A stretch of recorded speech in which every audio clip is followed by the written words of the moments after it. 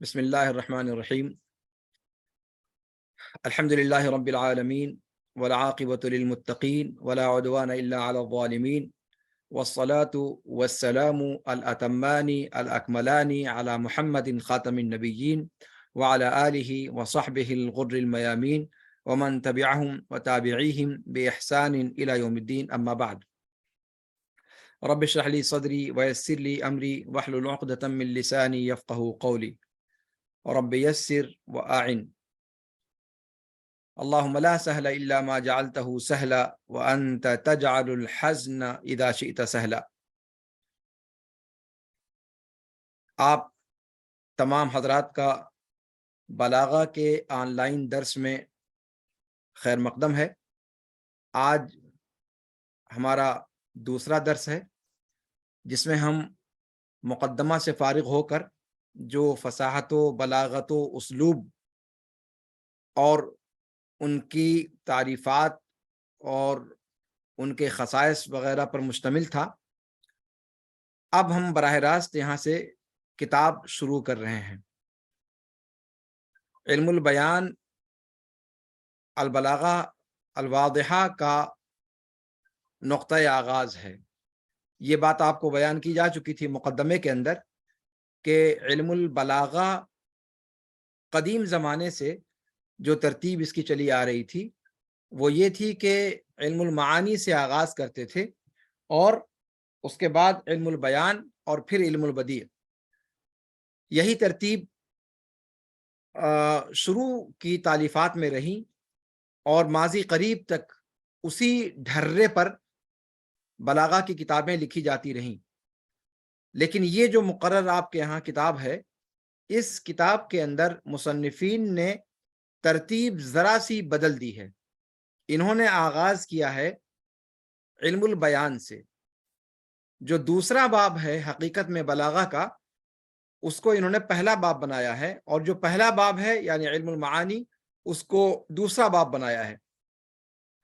اور ویسے بھی علم المعانی جو پہلا باب ہے یہ آپ دروس البلاغہ میں پڑھ چکے ہیں تفصیل کے ساتھ، اس لیے علم المعانی اس کتاب میں ہم لوگ نہیں پڑھیں گے۔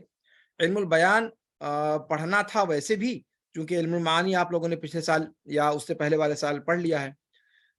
علم البیان سے ہمیں آغاز بھی کرنا تھا، اور البلاغۃ الواضحہ یہ کتاب شروع بھی ہوتی ہے علم البیان سے۔ تو علم البیان کو ہم لوگ پڑھیں گے، اور اس کے بعد علم البدیع انشاءاللہ دوسرے نمبر پہ پڑھیں گے۔ اور علم المعانی کا جو مسئلہ ہے وہ اکتفا کریں گے اسی حصے پر جو آپ لوگوں نے پچھلے سالوں میں پڑھ لیا ہے۔ تو یہاں سے علم البیان سے کتاب کا آغاز ہو رہا ہے۔ اس سے پہلے کہ درس سے متعلق کوئی بات کہی جائے، میں مناسب سمجھتا ہوں کہ عبارت خوانی ہو جائے تاکہ اسی کی روشنی میں پھر تشریح کا سلسلہ آگے بڑھے۔ جی برادرم، کون عبارت خوانی کرنے کو تیار ہیں؟ کتاب آپ کے سامنے کھلی ہوئی دکھائی دے رہی ہوگی۔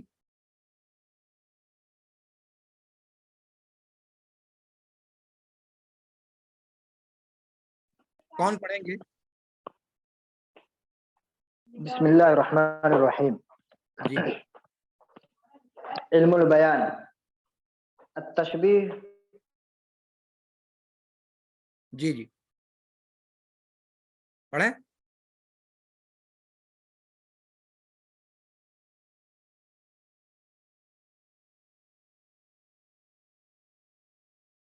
کون پڑھ رہے تھے؟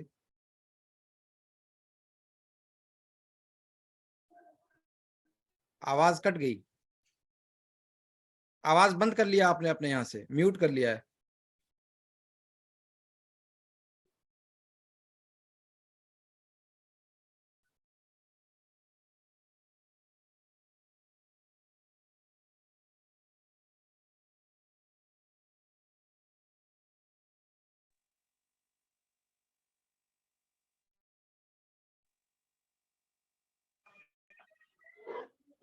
جی کون پڑھ رہے تھے؟ جی نیٹ ورک کی کچھ ہاں تو کوئی دوسرے ساتھی پڑھیے، دوسرے ساتھی خرابی پڑھ ہے لیجیے کوئی۔ جی۔ وقال آخر كأن أخلاقك في لطفها ورقة فيها نسيم الصباح. وقال وَرِقَّةٍ آخر فِيهَا، كأنما المساء ورقة فيها نسيم الصباح.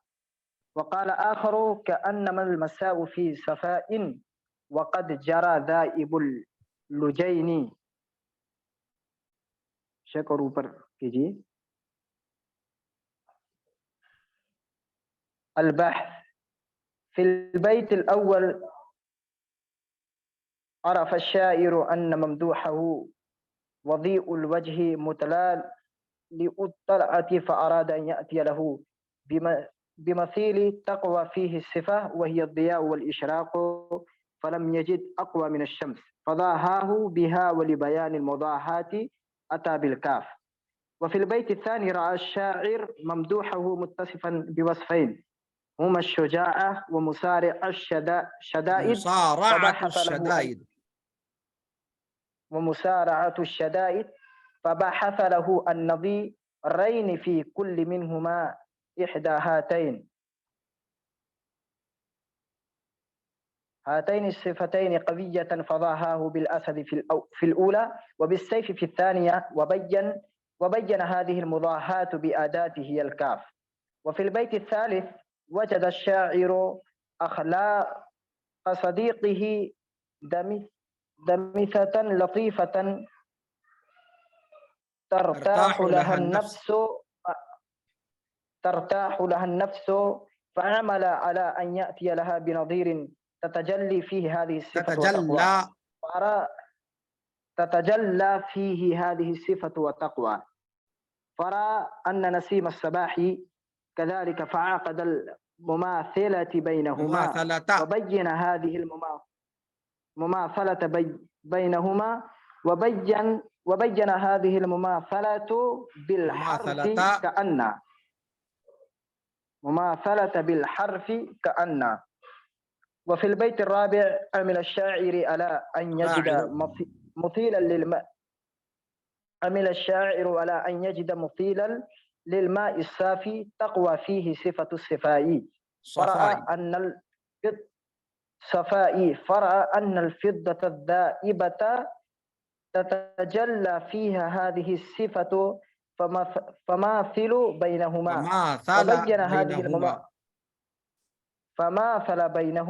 وبين هذه المماثلة بالحرف كأن. فأنت ترى في كل بيت من الأبيات الأربعة أن شيئا جعل مثيل شيء في صفة مشتركة بينهما وأن الذي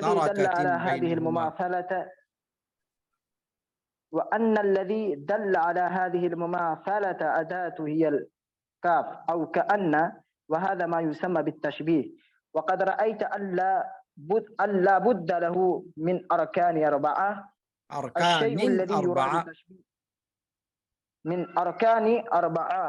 الشيء الذي يراد تشبيهه ويسمى المشبه والشيء الذي يشبه به ويسمى المشبه به وهذان يسميان طرف التشبيه. والصفة المشتركة بين الطرفين وتسمى وجه الشبه ويجب أن تكون هذه الصفة في المشبه به أقوى وأشهر منها في المشبه كما رأيت في الأمثلة. ثم أداة التشبيه وهي الكاف وكأن ونحوهما ولا بد في كل تشبيه بسم الله والصلاة والسلام على رسول اللہ وعلى آلہ وصحبہ ومن والہ. اس سے پہلے کہ درس کی تشریح میں ہم داخل ہوں آپ تمام لوگوں سے ایک بار پھر یاد دہانی ہے کہ تمام لوگ جو حاضر ہو چکے ہیں وہ چیٹ میں اپنی اپنی حاضری درج کر دیں. چیٹ کا آپشن آپ کے سامنے ہوگا آپ کے موبائل پہ, چیٹ میں جا کر اپنا نام درج کر دیں. اور ایسے ہی جو سوال درس سے متعلق ہو, کوئی چیز واضح نہ ہو تو آپ چیٹ میں سوال بھی کر سکتے ہیں. پہلا کام یہ کہ اپنی حاضری درج کر دیں, اور دوسرا اس کا جو مصرف ہے چیٹ کا کہ درس کے دوران اگر کوئی چیز گنجلک لگے, کوئی چیز واضح نہ ہو تو استفسار آپ وہاں پر کر سکتے ہیں. درس ختم ہونے کے بعد انشاءاللہ سوال کا بھی موقع آپ کو دیا جائے گا, اور اگر سوال نہیں کرتے ہیں، آپ نے لکھ کر کے ڈالا ہے، تو لکھ کر کے جو چیز آپ نے دی ہے اس کو اس کی روشنی میں اس کا بھی حل انشاءاللہ پیش کرنے کی کوشش کی جائے گی۔ تو جیسا کہ ذکر کیا گیا کہ البلاغۃ الواضحہ میں مصنفین نے جو کتاب کی ترتیب کا معاملہ رکھا ہے، وہ بلاغہ کی جو اس سے پہلے کی کتابوں کی روش تھی، اس روش کے اندر تھوڑی سی تبدیلی انہوں نے کر دی۔ شروعات انہوں نے علم البیان سے کی ہے، جبکہ اس سے پہلے کی بلاغہ کی کتابوں میں شروعات علم المعانی سے کی جاتی تھی۔ علم المعانی ہی دراصل بلاغہ کی شروعات کے لیے مناسب ہے اور وہی اساس ہے بلاغہ کا، لیکن علم المعانی وہ جیسا کہ آپ سبھی لوگ جانتے ہیں کہ اس کی اساس قائم ہے نحو کی معرفت پر۔ نحو جتنا زیادہ قوی کسی شخص کا ہوگا، اسی قدر اس کو علم المعانی کے مباحث صحیح سیاق میں سمجھ میں آ سکتے ہیں۔ تو وہ علم البیان کی بنسبت ذرا سا معقد ہے، ذرا سا اس کے اندر دھیان دینے کی زیادہ ضرورت ہے۔ تو ان مصنفین نے سوچا کہ آسان سے آغاز کیا جائے، پھر مشکل کی طرف چلا جائے۔ منطقی انداز یہی ہوتا ہے کہ سہل سے مشکل کی طرف بڑھا جائے، اور یہ سوچ کر انہوں نے علم البیان سے آغاز کیا۔ تو علم البیان کے مباحث جیسا کہ آپ سبھی لوگ جانتے ہیں کہ اس میں عام طور پر 4 مباحث ذکر کیے جاتے ہیں: تشبیہ، اور اس کے بعد استعارہ، پھر مجاز مرسل اور کنایہ۔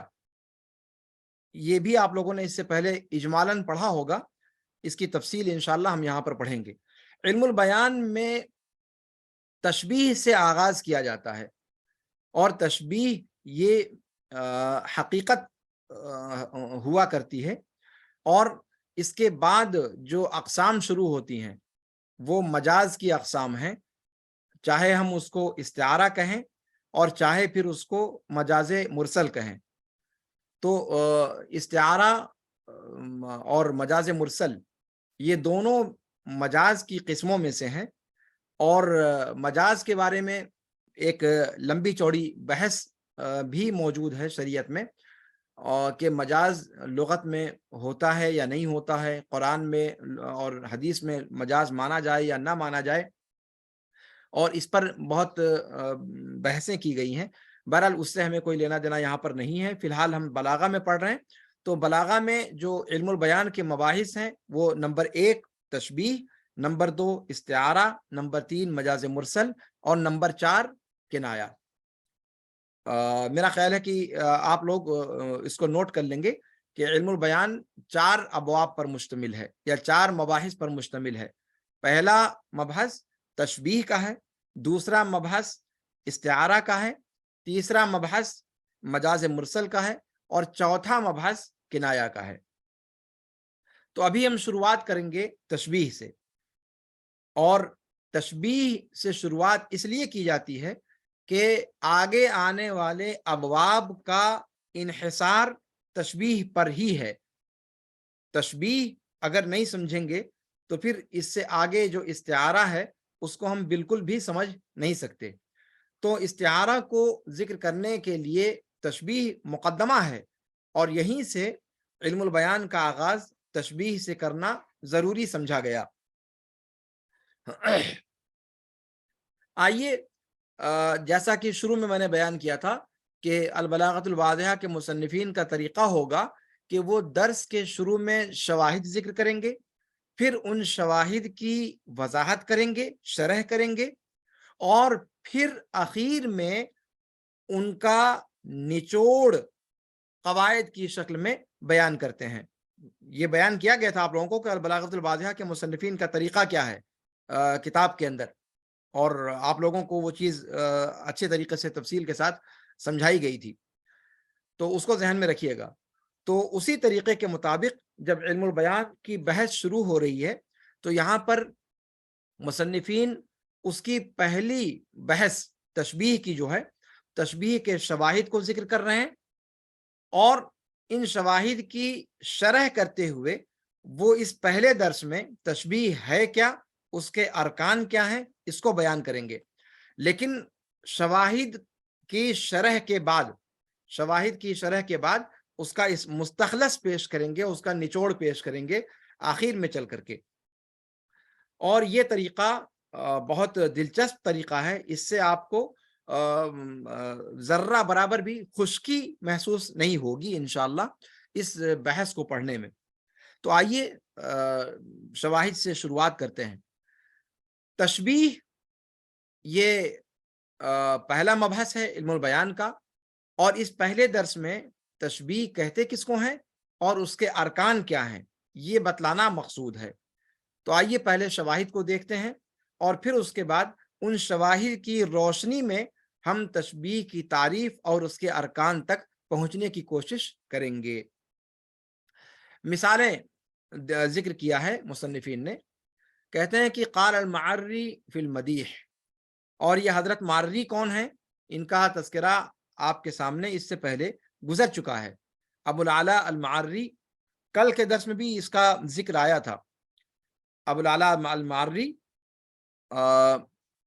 معرۃ النعمان کے رہنے والے، عراق کا ایک یا شام کا ایک علاقہ، جس کی تعریف اس سے پہلے آپ نے پڑھ لی ہے، اور نابینا شاعر تھا، عباسی دور کا تھا، اور اس نے یہ قادر الکلام شاعر تھا، اور الفصول والغایات کے نام سے اس نے جو تصنیف لکھی، اس کے ذریعے سے کہا جاتا ہے کہ اس نے بھی قرآن کی مداحات کی کوشش کی تھی۔ وہ بات محققین نے کہا کہ وہ درست نہیں ہے، لیکن بہرحال یہ قادر الکلام شاعر تھا۔ اور اس کے بارے میں ایک چیز یہ بھی آپ لوگوں کو بتائی گئی تھی کہ فلسفی شاعر تھا، یہ بھی فلسفہ جو ہے گھول کر کے پی گیا تھا، اور خاص طور سے ہندوستان کا جو قدیم فلسفہ ہے اس فلسفے سے بہت زیادہ متاثر تھا، اور اسی وجہ سے وہ مانساہاری نہیں تھا، وہ شاکاہاری تھا، اور اپنی پوری زندگی وہ گوشت سے کنارہ کش رہا، گوشت کا استعمال نہیں کرتا تھا۔ اور بھی بہت ساری چیزیں اس کے ہاں عقدی اعتبار سے بہت ساری گرفت والی باتیں ہیں، لیکن ہمیں اس کے عقدی پہلو سے نہیں، یہاں پر بطور شاعر اس کا تذکرہ آیا ہے۔ ہم بلاغہ پڑھ رہے ہیں تو بلاغہ میں بطور ایک شاعر کے اس کو ہم دیکھیں گے۔ متنبی کی دیوان کا شاعر بھی ہے، جیسا کہ آپ کو بتایا تھا میں نے۔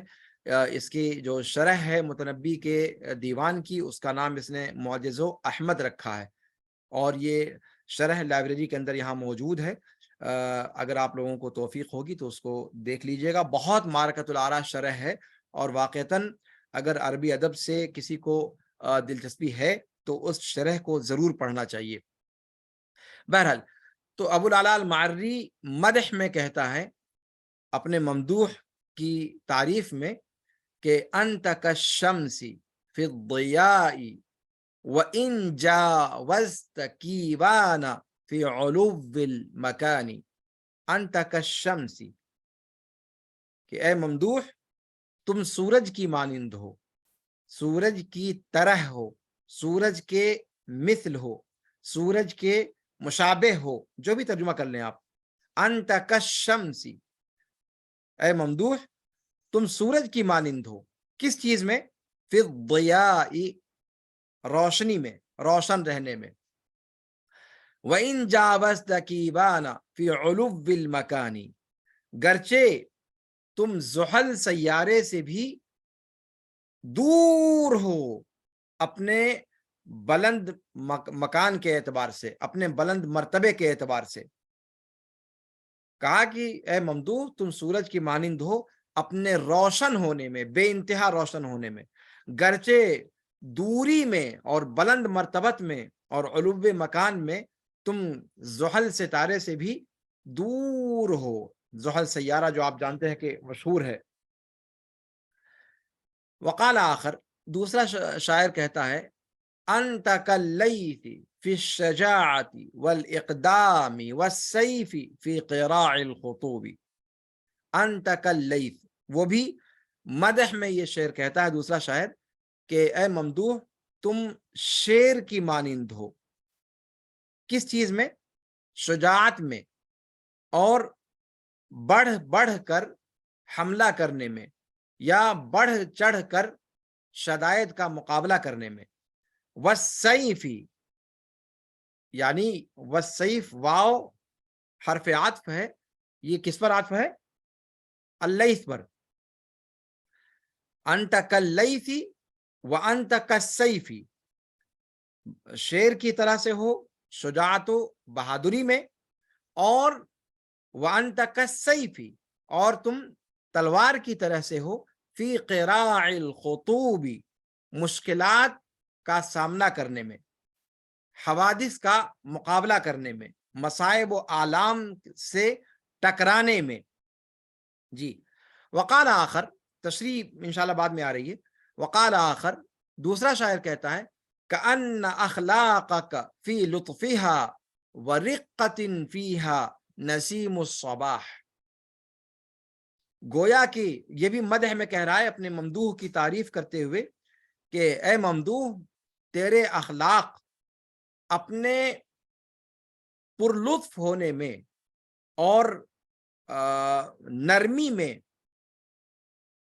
सुबह की चलने वाली भीनी हवा हैं। तुम्हारे अखलाक किसकी तरह से हैं? अपने पुरलुत्फ होने में और नर्मो गुदाज होने में सुबह की चलने वाली हल्की भीनी हवा की मानिंद है। वक़ाल आखर, दूसरा शायर कहता है, कअन्नमल माउ फी सफ़ाइन वक़द जरा ज़ाइबुल लुजैनी, वो बहते हुए पानी का वस्फ बयान कर रहा है।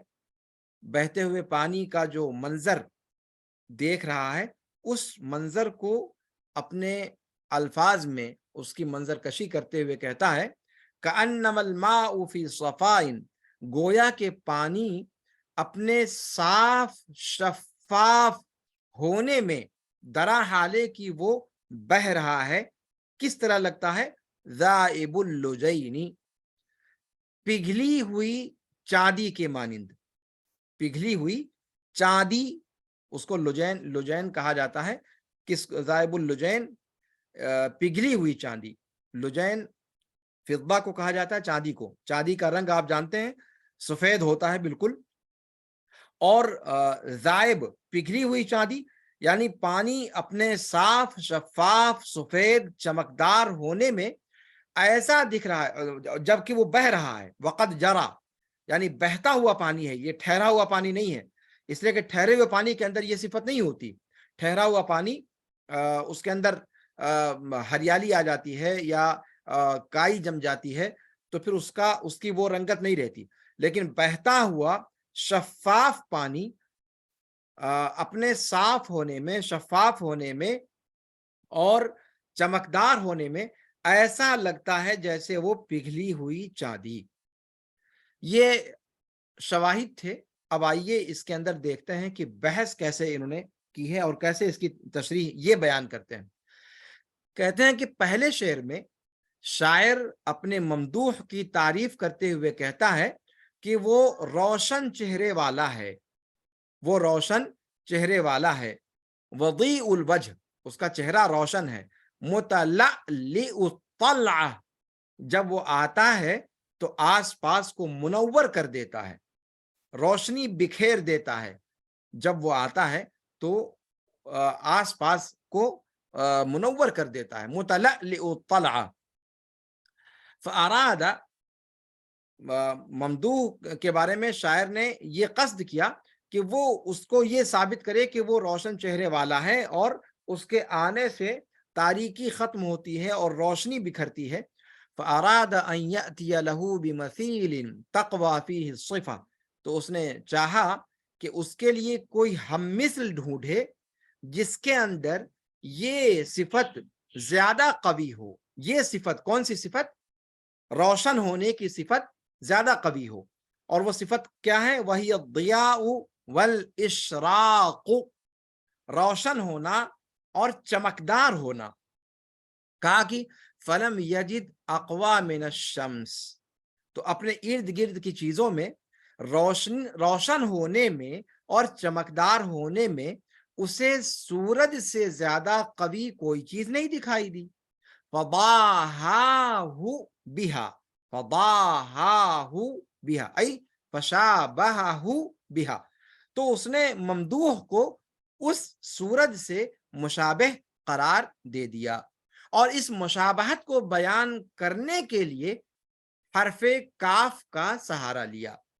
ولی بیان المضاحاتی اتا بالکاف، اور اس مشابہت کو دونوں کے درمیان یعنی ممدوح کے چہرے اور حضرت سورج کے درمیان مشابہت کو بیان کرنے کے لیے کس چیز کا سہارا لیا؟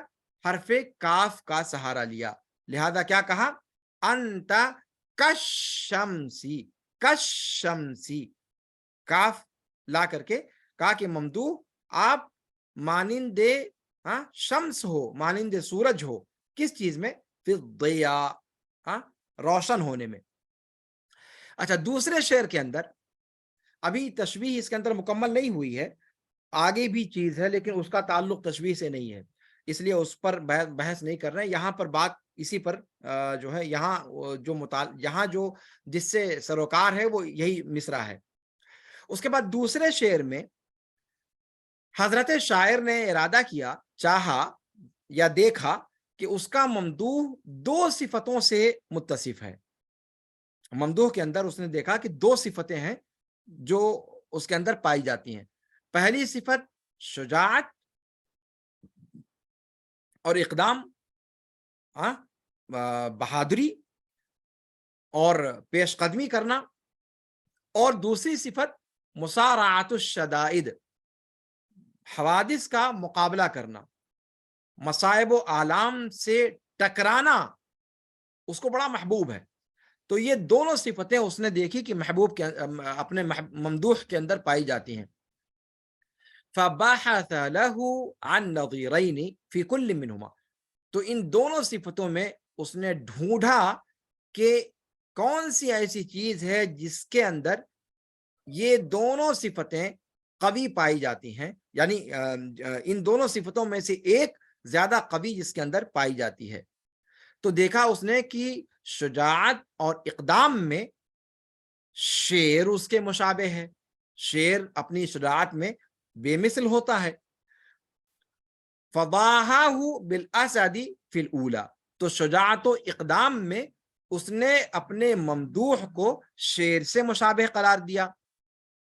اچھا، اور مسارعۃ الشدائد میں، مصائب و آلام سے ٹکرانے میں، دشواریوں کا سامنا کرنے میں اسے سب سے زیادہ جو چیز جس چیز کے اندر وہ صفت اس کو دکھائی دی وہ تلوار ہے. تلواریں دشمنوں کو کاٹ کر رکھ دیتی ہیں، ان کو بے خوف بن سے اکھاڑ پھینکتی ہیں. تلوار مکمل طور پر فیصلہ کن مرحلہ طے کرتی ہیں اور ساری دشواریوں کا راستہ صاف کر دیتی ہیں.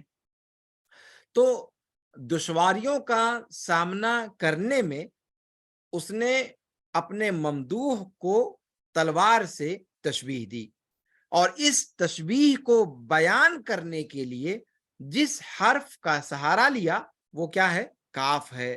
تو کیا کہا؟ انت کاللیث فی الشجاعۃ والاقدام والسیف، یعنی میں نے کہا تھا آپ سے کہ یہ عطف ہے لیث کے اوپر. تو اب اصل عبارت کیا ہوئی؟ انت کاللیث وانت کالسیف فی قراع الخطوب. انت کالسیف فی قراع الخطوب. خطوب یہاں دیکھ لیں آپ، ترجمہ لکھا ہوا ہے مسارعۃ الشدائد والتغلب علیہا، مشکلات کا سامنا کرنا اور ان پر غالب آ جانا، ان کو مغلوب کر دینا مشکلات کو. جی، تیسرے شعر کے اندر کیا ہوا؟ شاعر نے دیکھا کہ اس کے دوست کا اخلاق بہت پرلطف ہے، بہت حسن اخلاق اس کے اندر پایا جاتا ہے، نرم اخلاق کا حامل ہے. کوئی بھی اس کے پاس جاتا ہے تو اس کی طبیعت مطمئن ہو جاتی ہے اور وہ فریش ہو جاتا ہے. اگر کوئی بندہ ٹینشن میں بھی ہو تو اس کی صحبت میں جیسے ہی وہ بیٹھتا ہے وہ بالکل سارا ٹینشن ختم ہو جاتا ہے اور پھر وہ تازہ دم ہو جاتا ہے. اس کے اخلاق اتنے عمدہ ہیں اور اتنا نازک اور پرلطف ہیں کہ اس کی صحبت میں جو بندہ چلا جائے وہ اپنی ساری پریشانیوں کو بھول جاتا ہے اور وہ تازہ دم ہو جاتا ہے. تو اس نے جب دیکھا کہ اس کے ممدوح کے اخلاق اس طریقے پر ہیں تو چاہا کہ اس کے لیے کوئی مثال لائے، کوئی شبیہ ڈھونڈ کر کے لائے. تتجلی فیہ ہذہ الصفۃ وتقوی، جس کے اندر یہ صفت روشن ہو کر پائی جائے اور زیادہ قوی انداز میں پائی جائے. تو اس نے دیکھا کہ صبح کو چلنے والی بھینی بھینی نرم و نازک ہوا اسی صفت پر ہے. آپ دیکھیں نا، اگر آپ لوگوں کو مارننگ واک کی اللہ تعالیٰ توفیق دے، مجھے لگتا ہے کہ سراج العلوم میں رہتے ہوئے تو نہیں، لیکن گھر جانے کے بعد شاید اس کا موقع آپ کو ملتا ہو، کھیتوں کھلیانوں میں ذرا سویرے نکل جائیں اور پھر محسوس کریں آپ کی کتنی شاندار پرلطف اس وقت کی ہوا ہوتی ہے. اس وقت کی ہوا کو بیمار ہوا بھی کہا جاتا ہے. جیسے بیمار پوری طاقت سے دوڑتا نہیں ہے بلکہ سنبھل سنبھل کر کبھی دائیں جھکتا ہے کبھی بائیں جھکتا ہے، اور جیسے شرابی کی چال ہوتی ہے اس طریقے سے وہ چال چلتا ہے، لنگڑاتے ہوئے، کبھی ادھر جھکتے ہوئے کبھی ادھر جھکتے ہوئے. ویسے صبح کی یہ بھینی بھینی ہوا ہے کہ یہ تیز نہیں ہوا کرتی، بہت ہلکے انداز میں چلتی ہے اور لہراتے ہوئے چلتی ہے. تو یہ ہوا جب انسان کو لگتی ہے تو انسان کے جسم میں ایک نشاط پیدا کر دیتی ہے، نشاط انگیز ہوا ہوتی ہے اور انسان کو پورے طور پر تازہ دم کر دیتی ہے. تو اسی لیے کہا اس نے کہ اپنے ممدوح کے اخلاق کو جب تشبیہ دینے کی بات آئی تو صبح کو چلنے والی نسیم اس ہوا کو کہا جاتا ہے جو صبح کو چلنے والی ہوا ہوتی ہے، اسی کو نسیم کہا جاتا ہے. تو کہا کہ ان نسیم الصباح کذالک، تو اس نے دیکھا کہ صبح کو چلنے والی بھینی بھینی ہوا اس صفت پر ہے. فعقد المماثلۃ بینہما، تو دونوں کے درمیان اس نے اس نسیم الصباح کے ذریعے سے مشابہت قائم کر دی، اور اس مشابہت کو اس نے حرف کاف کاننا کے ذریعے سے بیان کیا. ابھی تک آپ نے دیکھا کہ کاف کے ذریعے بیان کیا، یہاں پر حرف کاننا کے ذریعے سے بیان کیا اس مشابہت کو. دیکھیے اب 1 منٹ باقی رہ گیا ہے، اگر کٹ جائے تو اسی لنک پر دوبارہ کلک کر کے آپ فوراً جوائن ہو جائیے گا تاکہ درس ہمارا متاثر نہ ہو، فوراً پھر شروع کیا جا سکے.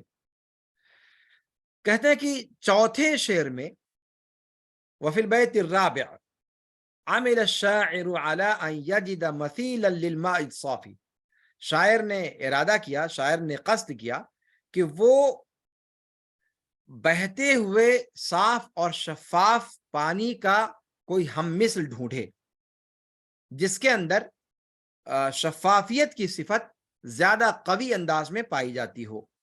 تو اس نے دیکھا کہ پگھلی ہوئی چاندی کے اندر یہ صفت